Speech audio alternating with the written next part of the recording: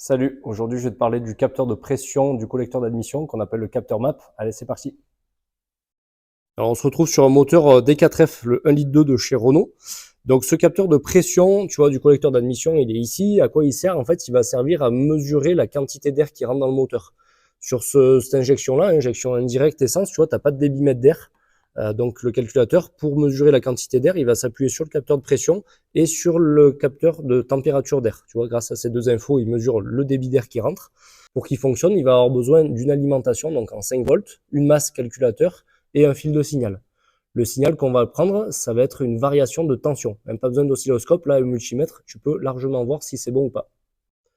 Au niveau du schéma électrique, tu vois, c'est le 147, notre capteur, on retrouve bien les trois fils. On va avoir une alim, tu vois, en voie A, une masse en voie 3, en voie C là-bas, et le signal qui repart en voie B. Allez, ben on va tester les alimentations et la masse déjà en voie 1 et 3 du capteur. Donc là, schéma tension de batterie, mon multimètre, il marche. Je débranche le capteur, je vais me mettre en voie 1. Tac. Donc là, tu vois, 4,98 et 5 volts. Donc là, je suis OK pour l'alimentation. Pour la masse, je vais inverser, je vais mettre mon fil rouge sur le plus batterie et je récupère mon fil noir, tu vois, et je me mets en voie 3, comme on a dit tout à l'heure au schéma. Là, j'ai toujours ma tension de batterie, donc ça veut dire que ma masse est bonne.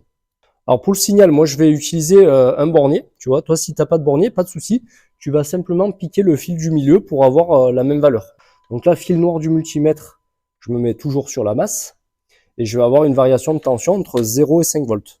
Donc là, moi sur mon calculateur, tu vois, hop, on a vu que le 147, tiens où ici, le 147, il arrive là. Donc là, la voie du milieu, c'est la B3.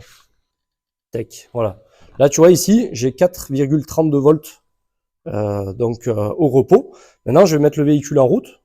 Lorsqu'il va tourner, comme c'est un moteur atmosphérique, on va être en dépression. Donc la valeur, elle va chuter. Et plus tu vas être vers la pression atmosphérique, quand le papillon sera ouvert, plus tu vas être vers les 4 et quelques. Donc là, tu vois, je suis bien en dépression au ralenti. Maintenant, je vais accélérer, tu vas voir, la valeur, elle va monter. Et là, je coupe le moteur, tu vois, ça revient à la pression atmosphérique. Et là, je remonte à mes 430 volts. Alors, ce capteur-là, je peux le chercher, tu vois, aussi dans le diag, en données réelles. Voilà, tu vois, et lui, il s'appelle, alors pour ce diag-là, après, il faut voir collecteur de pression, tu vois, 1013 millibars.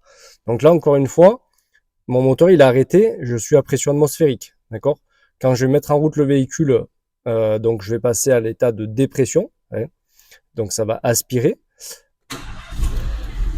Donc là, tu vois, je tombe voilà, à 400 et quelques millibars.